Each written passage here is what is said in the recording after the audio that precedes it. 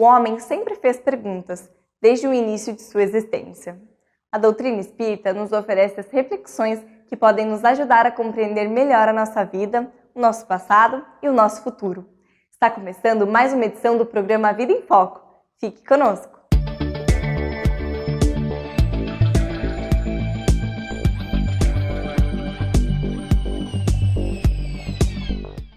A preguiça nos impede de realizar várias atividades, causando-nos a sensação de incompetência e incapacidade.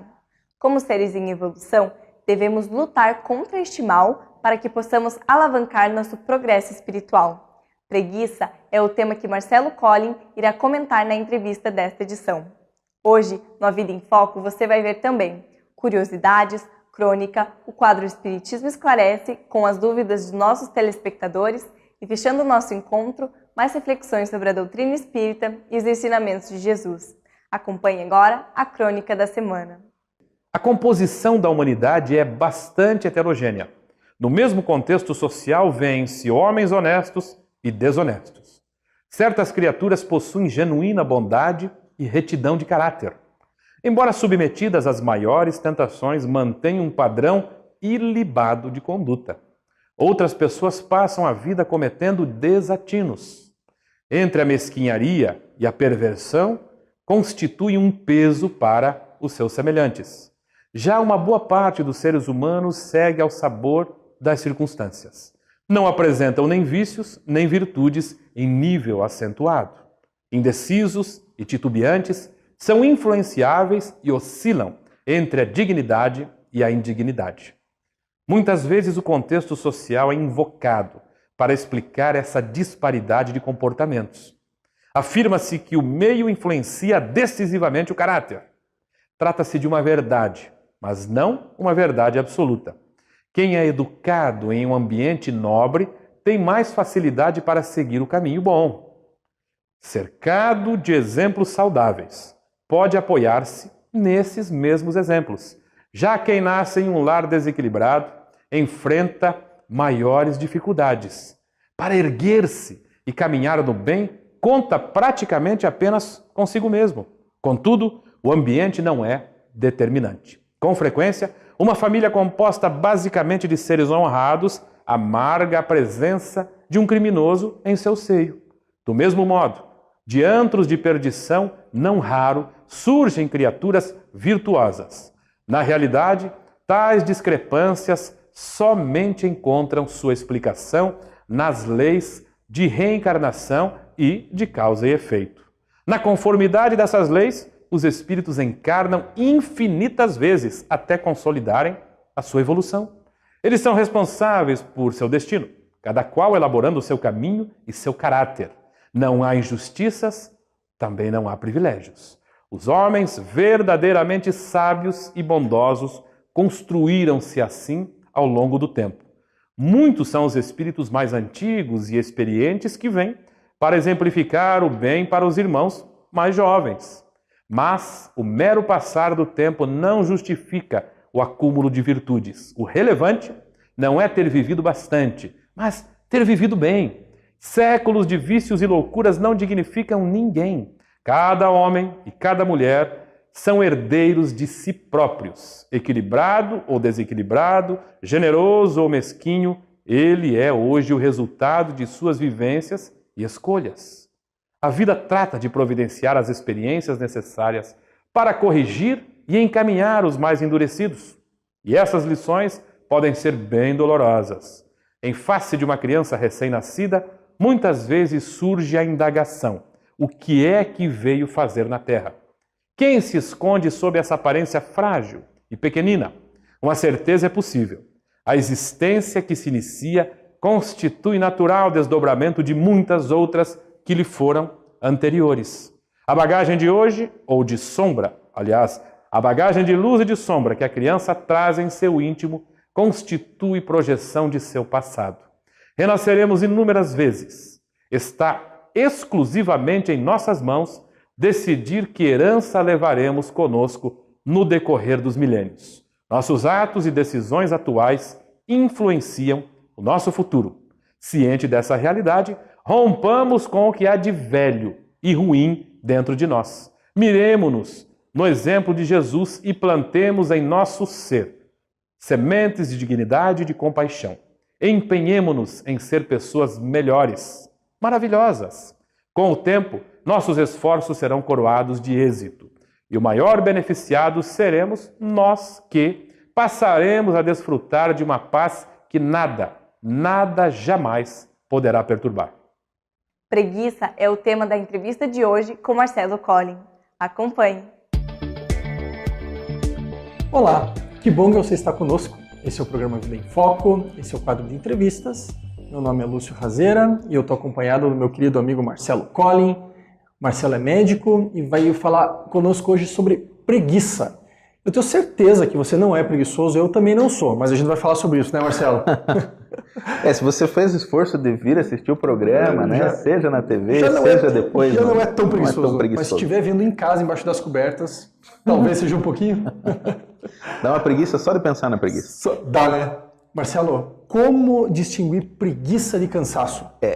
Para mim, esse é um dos pontos principais que a gente tem que ter, né? Eu tô sendo preguiçoso ou eu trabalhei demais mesmo? Porque algumas pessoas se cobram excessivamente.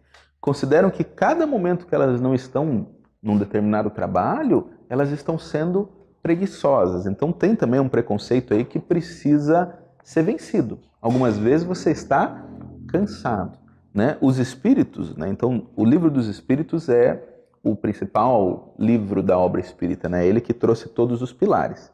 Ele diz assim, o trabalho tem um limite, né? Tem o limite das forças. E é necessário o repouso para que a gente possa trabalhar bem. O nosso corpo físico precisa de momentos de descanso para que continue trabalhando no seu melhor desempenho, na sua melhor performance. Acontece que o preguiçoso vai se considerar sempre cansado. E o industrioso, aquela pessoa que é o workaholic, vai considerar sempre preguiçoso quando ele está no limite. Então a gente tem que tentar entender aí esse limiar. Ao mesmo tempo é fácil e é difícil. Porque é fácil de fora aqui dizer para você assim, é facílimo de diferenciar. Quem está cansado está aproveitando daquele momento para conseguir trabalhar de novo. Então ele já está pensando o que ele pode fazer, ele está fazendo planos, ele está juntando energia para voltar para a luta. E o preguiçoso não. Ele está fazendo o máximo para conseguir continuar naquele estado. O objetivo dele é continuar não fazendo nada. Quem está cansado, o objetivo dele é o que eu preciso para voltar a trabalhar. E o preguiçoso é o que eu preciso fazer para continuar parado, para eu continuar na minha inércia. Então, naquele momento que você está tomado daquela falta de energia, qual que é? A tua preocupação é conseguir voltar a fazer o esforço, então você está esgotado. Muito diferente de ser preguiçoso. E você vai precisar de uma abordagem completamente diferente da que nós vamos falar hoje. Que é aquele assim, de que está naquele momento e, nossa, por mim eu ficava o resto da vida desse jeito. Esse está preguiçoso. Então esse está tomado de uma indolência, né? Ele não está tendo energia, nem pretende ter energia. Isso também precisa ser... As duas coisas precisam de uma abordagem da nossa parte para a gente conseguir melhorar. Olha só, eu acho que talvez isso fique um pouco mais fácil de entender, assim, me corrija se eu estiver errado, que aquele que está cansado tem uma sensação de dever cumprido. Nem sempre, assim, porque tem gente que se cobra demais, Lúcio, tem que estar sempre fazendo, sempre... Mas aquele que está cansado, ele não vê a hora de voltar para a tarefa, porque aquele que sente o dever cumprido, ele também tem desejo de continuar no dever, não é assim, terminei meu dever, eu fiz a parte de hoje, vou me preparar para fazer a parte de amanhã.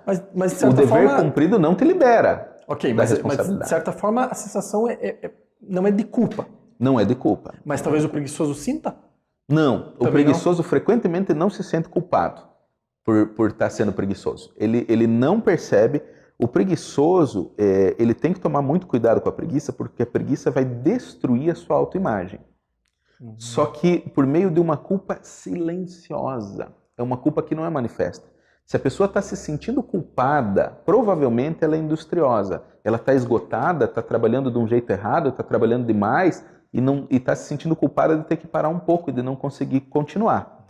O preguiçoso, ele vai sim, a consciência vai lhe cobrar essa inércia, só que ela não vai se manifestar com sentimento de pesar por estar sem trabalhar. Agora isso vai destruir. Esse é o problema de ser preguiçoso. Isso vai destruindo a autoimagem que a pessoa tem, porque o preguiçoso não realiza. A nossa imagem depende daquilo que a gente faz. A gente se sente bem conosco à medida que a gente vai conseguindo colocar os nossos talentos em movimento. O preguiçoso, por definição, não ajuda a si mesmo e não ajuda a ninguém. Isso vai fazendo com que ele se considere uma pessoa cada vez de menos valor.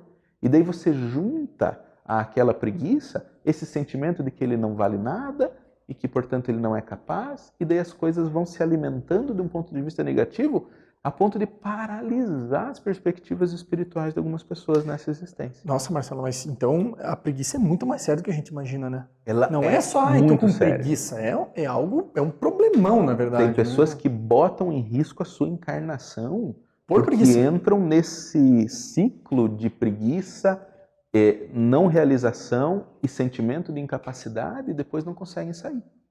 Você acha que essas pessoas também têm uma constelação de sentimentos diferentes? Talvez sejam mais deprimidas ou mais ansiosas, ou porque você falou em autoestima já, quer dizer, entra num caldo de problemas. Sim, né? aí você vai entrar nessa, você não sabe o que veio primeiro, né? Se ela se sentir para baixo ou se ela não ter feito nada, né? Mas é uma coisa, vai alimentando a outra. O preguiçoso vai tender a esse conjunto, vamos chamar assim, de sentimentos negativos, sentimentos de desvalorização. Enquanto a pessoa que está esgotada, ela vai se sentir o quê? Angústia, vai sentir desespero, vai sentir ansiedade, vai sentir que precisa e não está fazendo e não dá. Então, sentimentos mais positivos, mais energéticos. Um tende a puxar você para o frio, né? Para o parado, e o outro para o calor, para o acelerado. Entendi. Veja, a gente fica muito, eu pelo menos na minha prática também, eu fico muito, a palavra é ser angustiado mesmo, quando vejo pessoas relatando isso, eu não tenho vontade de fazer nada, eu procrastino muito, empurra sempre, né? Eu imagino que deva haver uma explicação muito interessante, e a pergunta seria, de onde vem a preguiça? Mas calma, nós vamos conversar isso daqui a pouquinho. Se você quiser saber, eu sei que você não é preguiçoso, mas se você quiser saber sobre a preguiça, fique conosco e a gente já volta. A Vida em Foco vai para uma breve pausa e logo retornamos com a entrevista. Aguarde!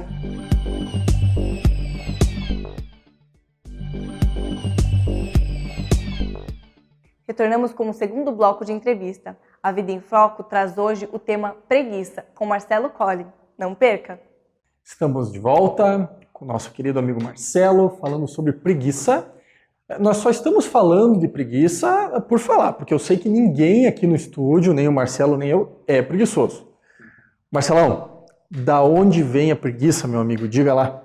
A origem da preguiça geralmente vem de uma decepção. Agora é uma notícia que pode chacoalhar aí.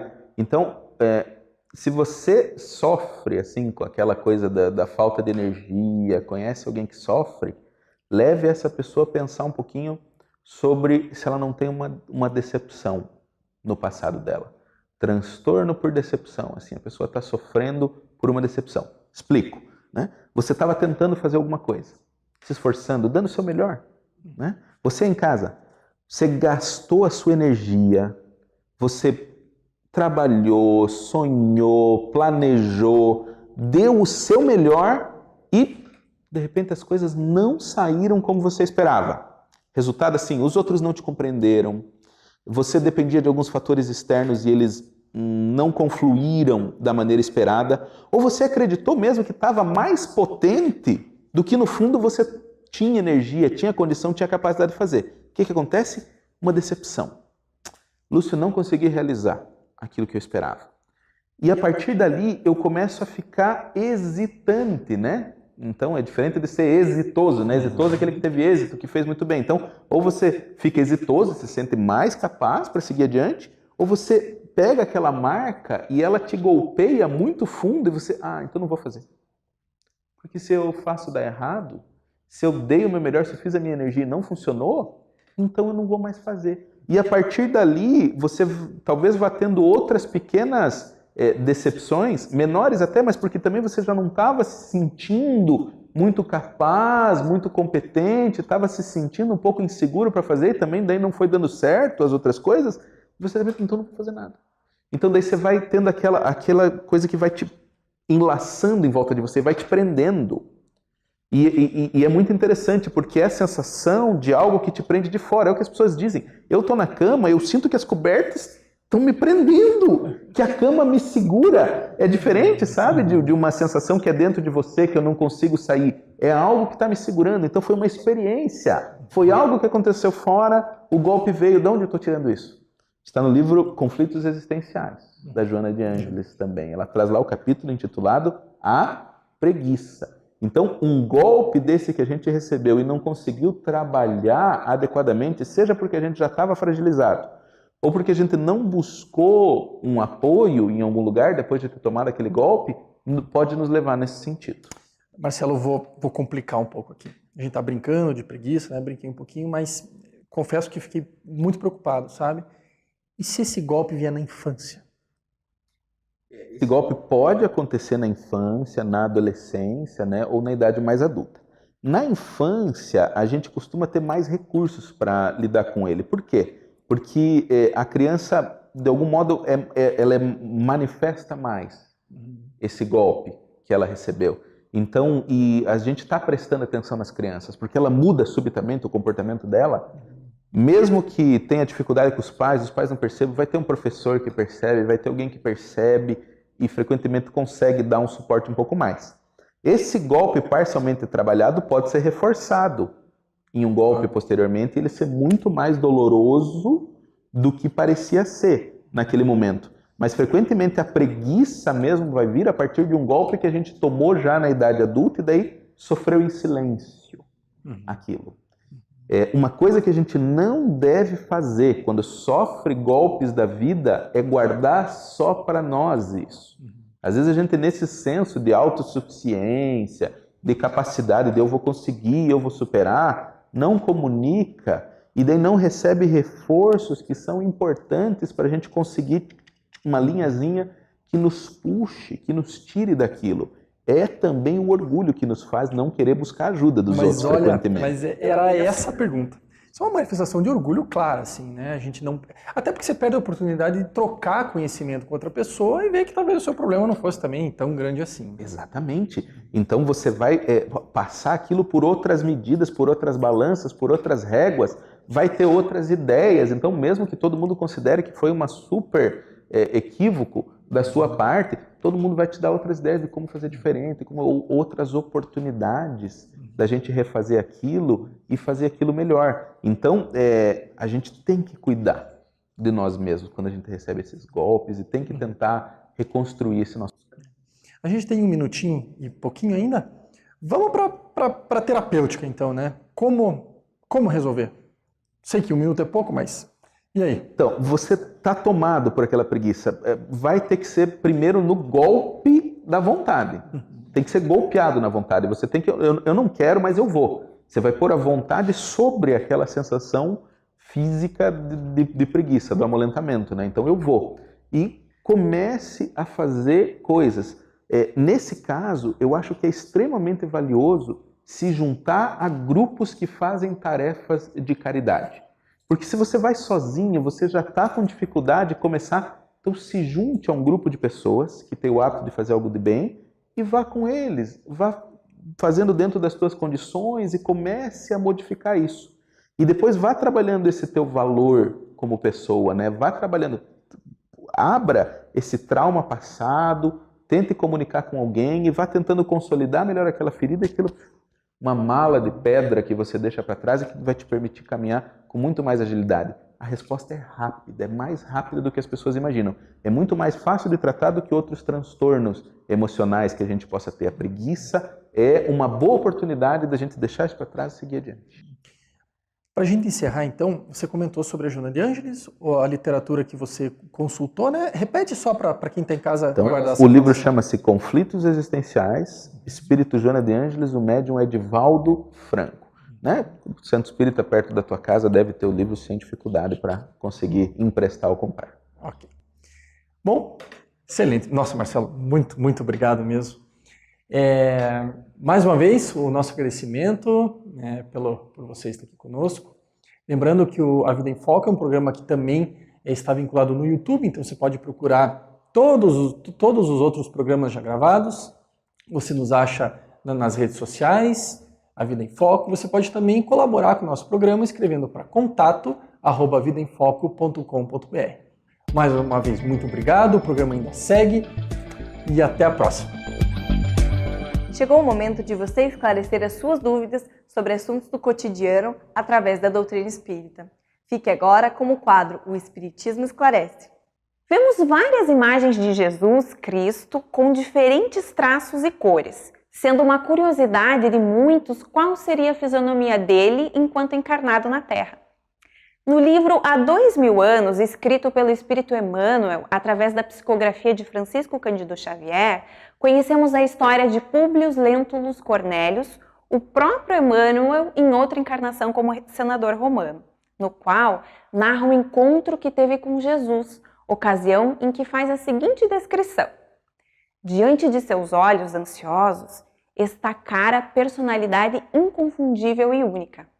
Tratava-se de um homem ainda moço, que deixava transparecer nos olhos profundamente misericordiosos uma beleza suave e indefinível. Longos e sedosos cabelos molduravam-lhe o semblante, compassivo, como se fossem fios castanhos, levemente dourados por uma luz desconhecida. Sorriso divino, revelando ao mesmo tempo bondade imensa e singular energia, irradiava de sua melancólica e majestosa figura uma fascinação irresistível. Ao final deste capítulo, é mencionado que o senador escreve longa carta sobre a personalidade de Jesus Cristo. Uma carta de Públio Lentulus Cornélius foi encontrada nos arquivos do Duque de Cesadine, enviada pelo senador em Jerusalém, na época de Jesus, endereçada ao imperador romano Tibério César, a qual teria sido exposta no Museu Capitolino na cidade de Roma. Fala-se que referida carta teria sido replicada em diversos idiomas e sofrido interpolações copistas, o que não garantiria a literalidade do original. Assim, uma pesquisa rápida já dá conta de algumas traduções para a língua portuguesa com diferenças nas suas versões. Independentemente da exata descrição do mestre maior, o que tem relevância é a sua mensagem imperecível e não a sua real fisionomia. Importa saber, como nos aponta Emmanuel no livro A Caminho da Luz, psicografado por Chico Xavier, que com a encarnação do Messias na Terra, a manjedoura assinalava o ponto inicial da lição salvadora do Cristo, como a dizer que a humanidade representa a chave de todas as virtudes. Começava a era definitiva da maioridade espiritual da humanidade terrestre, uma vez que Jesus, com a sua exemplificação divina, entregaria o código da fraternidade e do amor a todos os corações. Alberto Almeida nos traz momentos de reflexão com o quadro Espiritualidade em Gotas. Fique conosco. Suicídio involuntário. Não é sempre voluntário o suicídio? É a questão 944A de O Livro dos Espíritos.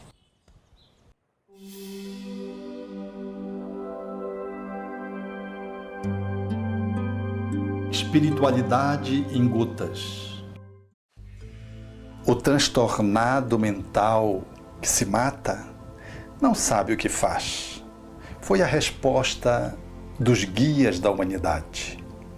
Quando uma pessoa está desequilibrada psiquiatricamente, experimentando uma depressão grave, sentindo um quadro alucinatório, experimentando um delírio em razão de um transtorno de natureza mental, é natural compreender que as pessoas nessa circunstância não estão no seu pleno juízo, não detêm, portanto, o seu nível de consciência para fazer movimentações e escolhas lúcidas.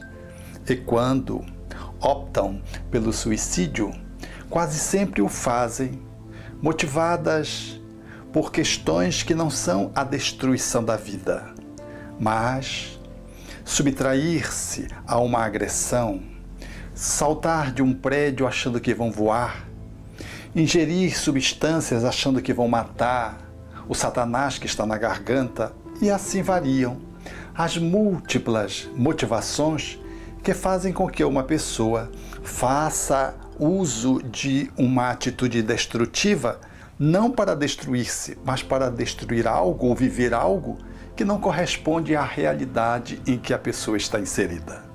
Logo, este que passa para o mundo espiritual nessas circunstâncias, ele naturalmente não tem a responsabilidade de um outro que maquina, planeja e executa o suicídio. É verdade que há suicídios indiretos, quais a do alcoolismo, uso de substâncias químicas, aqueles que se lançam para os jogos radicais sem redes de proteção, aqueles outros usando o automóvel, por exemplo, nos rachas, sabendo que estão em atitudes perigosas, colocando em risco a sua própria existência, bem como outros que lançam mão de uma atitude diante da vida que indiretamente lhe leva à falência do corpo, às agressividades destrutivas, os ódios contumazes utilizados, a ansiedade tóxica deliberadamente consumida, utilizada no cotidiano e outras tantas posturas que vão aniquilando psicofisicamente a estrutura de vida do ser, encaminhando-o para um suicídio indireto. Talvez tenha sido por essa razão que Jesus afirmou de uma forma categórica de que ele era a vida e de que ninguém ia ao Criador, a vida, a plenitude, a felicidade, que não fosse por ele. Jesus é essa grande síntese que nos leva a poder dar qualidade à nossa existência corporal, honrando a vida e podendo desfrutá-la, sem de modo algum desprezá-la, aniquilá-la.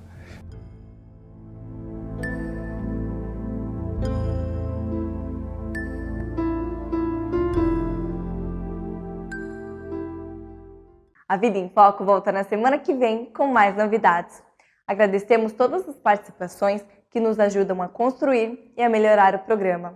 Por isso, se você quer entrar em contato conosco, mande seu e-mail para contato@vidaemfoco.com.br.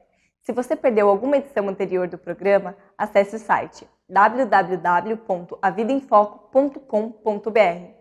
A sua companhia é muito importante para nós, então continue conosco na próxima edição da Vida em Foco. Até lá!